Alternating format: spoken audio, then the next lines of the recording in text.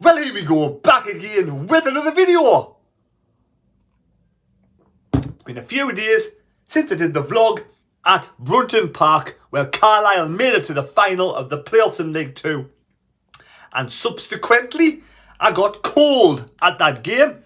Went home Saturday night, got to bed, sore throat, started coughing, bad head, runny nose, ill for a couple of days, just getting over it now. So thank you, Carlisle. Thank you very much. Jesus. Anyway, enough of that shit. So, we all know Sunderland are out of the playoffs. And I've got some Sunderland news at the end of the video. But I'm going to do a quick preview for Luton Town versus Coventry in the playoff final on Saturday. The one that Sunderland missed out on. And yes, Luton Town versus Coventry City in the playoff final. I want to show you something now from League 2 a little while ago. I'm going to put it on the screen. And this was about 5 years ago. Look at these two teams in League 2.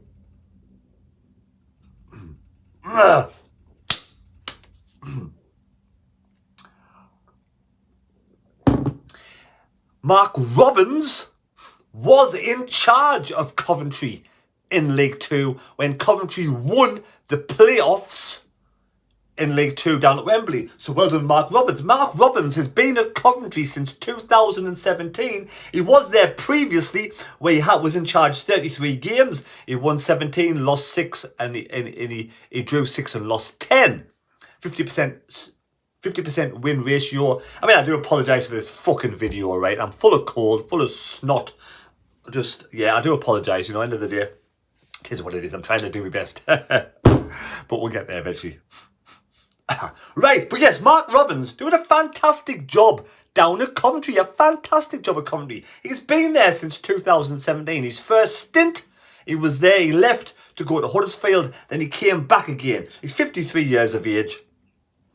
You know, been there since 2017. I think I said that already. 316 games in charge. 127 wins, 87 draws, 102 defeats, a 40% win ratio. Now I said he did take over in League 2, got them to the playoffs, got them promoted to League 1, where he had one season in League 1 finishing 8th. Then they won the title and got promoted to the Championship. And now he could get them promoted to the Premier League from League 2 to the Premier League. That is itself is a tremendous feat for a young manager as Mark Robins, 53 years of age. Now, end of the day, I wish both teams all the best. I really do. I want to see both teams a really good cracking game of football. I will try and watch the game if I feel good. If I'm not doing that, I might do a live stream. You never know. But Luton's manager is a bit younger than Mark Robins. Now, Robert Edwards was at Forest Green. He got them promoted out of League 2 to League 1. Where he got snapped up by Watford. Watford completely fucked up. Completely did. They let Rob Edwards go after 10 games. To begin, it's a crying shame for Watford. They have completely, lost the plot there. 100%. The lad's a good manager. But what Watford's loss is Luton's gain. And he's gone to Luton. He's doing an absolute fantastic job in charge of Luton. First season in charge, finishing 3rd in the table. After 46 games, winning 21, drawn 17 and only losing 8, I have you in mind. But the 8 weren't his. They weren't all his. He only lost about 4 or 5 games. The last game Luton lost was against Sunderland, obviously, but they went on a 14-game unbeaten run previous to that. Plus 18 in 3rd place. Coventry, under Robins, 18 wins, 16 draws, 12 defeats, 70 points, 10 points behind Luton with a plus 12 goal difference. But if we have a look at the stats now, The last 2 previous encounters, Coventry versus Luton this season, are both ended in draws. Yes, both ended in draws. The latest game was back on the 11th of February. It was a 1-1 draw. Luton scored in the first minute. Coventry equalised in about 45 minutes, but went out to 10 men in 85 minutes. And the percentage of possession was quite similar. Then you go to the game previously, which was almost at the beginning of the season, 14th of September. It was a 2-2 draw. Mr. Morris scored 4 minutes. Yorkies scored 11 minutes. Morris scored again, 15. Then Hammer scored in 61. And 53% possession for Coventry 47. So again, it's very similar possession wise. I'm going to show you a couple of tables now with stats on. So as you can see, the Coventry versus Luton game, the stats, the possession is very similar. Passes, very similar. Pass accuracy, exactly the same. Fouls committed, exactly the same, 16s apiece. Corners, 5 each. You know, so two very similar teams. One had 14 shots and one had 15 shots. So in that game at home, Coventry, you know, very, very tight game. Now we'll go to the previous match where Luton played. In shots, 11s apiece. Shots on target, 4s apiece. Similar possession. Passes slightly more for Coventry. Pass accuracy, very similar. And again, fouls very similar and corners more to Luton. So two very, very close-knit games, which means it could go to penalties this game. It could go to a draw. It could go to extra time. I think it's going to be a close match. Sunderland played Luton. We beat Luton 2-1. Then Luton beat Sunderland 2-0. And I think it was basically the lack of defence, the lack of height for Sunderland that really sort of give the game away. And Luton's pitch, end of the day, take nothing away from Luton. Luton played a good game on the day. They used the pitch to their advantage, the height to their advantage, and they were deserved winners. And there's no hard lines whatsoever, no sour grapes. And Coventry as well. They went to Middlesbrough and they got a victory there after a draw at home. Advantage Middlesbrough went there. They were the better team. Scored the only goal of the game. And again, they don't score many goals, don't let many in. The same as Luton. Don't score many, don't let many in. So it could be a very tight game, this. I'm going to go for a score prediction. Right, what I'm going to do first, before we do the score predictions, I'm going to go for the winner of the Sunderland versus Luton. One more shirt to go. That one there, Sunderland small. And the winner of that competition was... It wasn't an earplug. I've got a load of earplugs in here, look, as you can see. Earplugs. And yeah. And we'll have some names. Right, so winner of the shirt is Mike Atkinson. Mike Atkinson, get in touch via social media. And well done. I'll let you give you my email address and you have the chance of winning that shirt. If you don't want it, fair enough. I do have another shirt coming in the post though. And it's a surprise. I do not know what club it's from. I will do an unboxing on this channel for that. But if you get the correct score for this video, yes, and you are a subscriber to this channel, and you to get the correct score in full time, you have a chance of going into the hat to win whatever shirt comes from LU Soccer in the post. So there we go. But we'll do the draw live as well, or when I do the unboxing of the shirt. So you've got to get the score prediction right to get into the hat. I'm going to go for a score prediction of 0-0. A 0-0 game. Yes, a 0-0 game. Two very good teams, very tight defences. Don't score many goals. I'm going to go for 0-0. The last time Coventry lost was way back on April the 1st, April Fool's Day, when Stoke beat them 4-0 at home. The last time Luton lost was 14 games ago, so two teams in good form.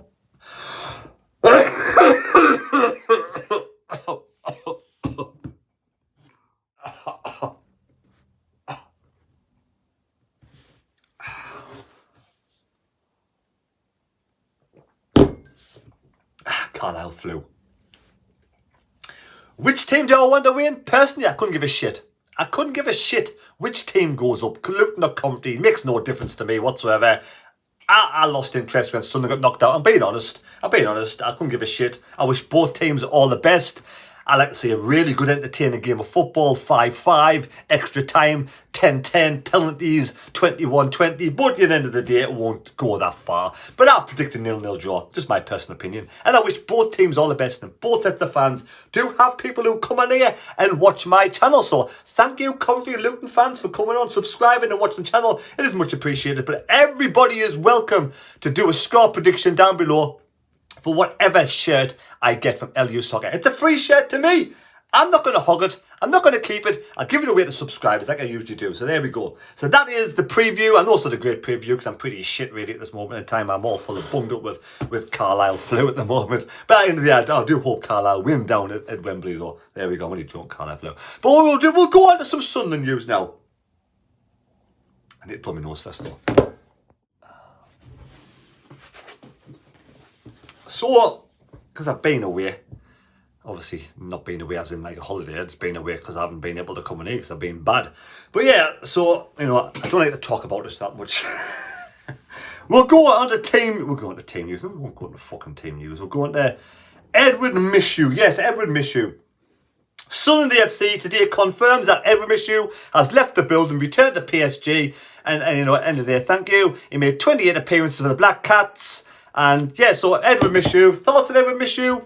Good young lad. Probably needs to go away and do a bit of gym work, bulk up a little bit.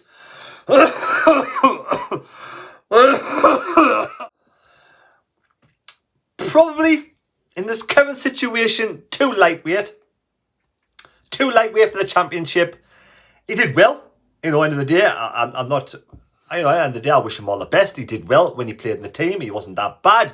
But we do need... I do think when Ekwa came in, he kind of forced him out of the team and kept him out of the team. Because Ekwa is like, you know, end of the day, stereotype of big brick shit house. But for me, that's what you need in midfield. You need some strong people in midfield. You can't have two lightweights. Dan Neil, they're still a bit lightweight in midfield for me. Edward Mishew is just a wee, petite, lightweight player.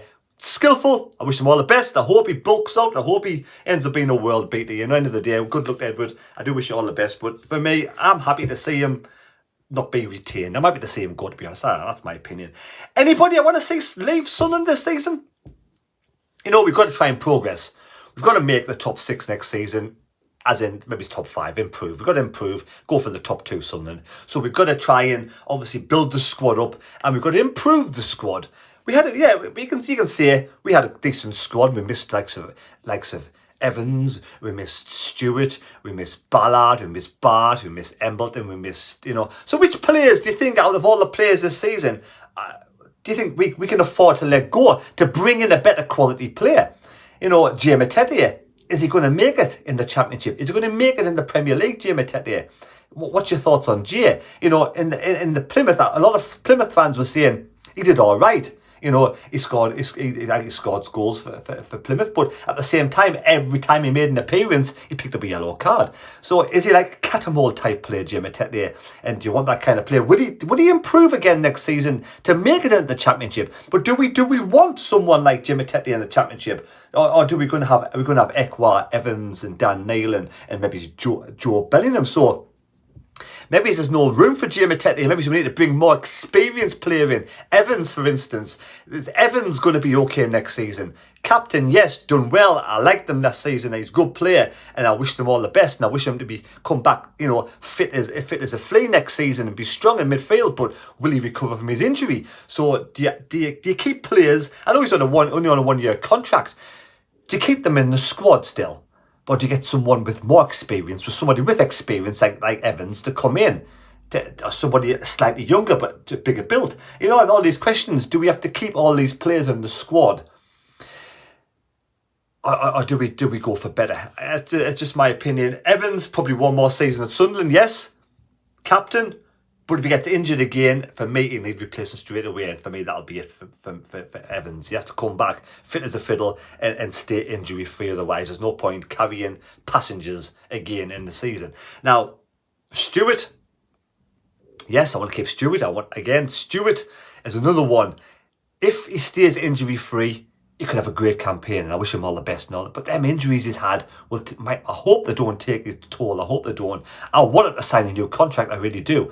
I'm hoping that he can stay injury-free because he's got goals in Stewart. Stewart, for me, is more than just a goal scorer as well. He does loads in defence. So for me, Stewart's a must to sign the contract, but I really want him. I hope and I pray and touch wood he can stay fit next season. So players that were probably, for me, that could possibly leave. Embleton. Maybe he could possibly leave, might not be good enough for the Premier League, and maybe it's Jay Matete. Let me know what your thoughts on them two players, Embleton and Matete. I wish Embleton all the best. I do like him, young Sunderland lad come through. I wish him all the best. I hope he comes back and proves me wrong. I want him to succeed, the same as Jay Matete, but I just got this feeling, in my opinion only, in the back of my mind, little niggling feeling, Embleton and Matete, to get us to the Premier League, I'm not quite sure. So now we'll move on to also we've got the likes of Patterson. It's been called up to the England under-21s. Anthony Patterson has received a call up to the England under-21s professional squad for their upcoming championship campaign. Patterson could be heading to Georgia and Romania for the Summers tournament with the Young Lions following outstanding debut in the championship, playing every minute of this season's... Every minute. Wow. Every minute. 14 clean sheets. Absolutely fantastic. So well done, Pato. He is a must. We must keep this young lad at this club. Hook, line, or sinker, or whatever the saying is. I don't know if that's actually the saying. I've just made that up, I think. But anyway, we must keep Patterson at the club. Do not sell any players. Keep Ballard. Keep them all. Keep them all. Anyway, I hope you've enjoyed the video.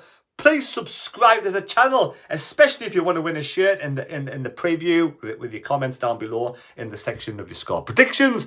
And also leave us a thumbs up, much appreciated. And we'll catch you later on at some point this week when I hopefully got some more Sunderland news. See you later. Oh yes, and I want to wish all the Sunderland players a good break now. They're away now till about the 26th of June. Have a good break. Enjoy your time away from football. Recuperate. Spend time with your family. Have a nice little holiday. Look after yourselves though. Stay fit. And we'll see you when you come back for training, pre-season training, about the 26th of June.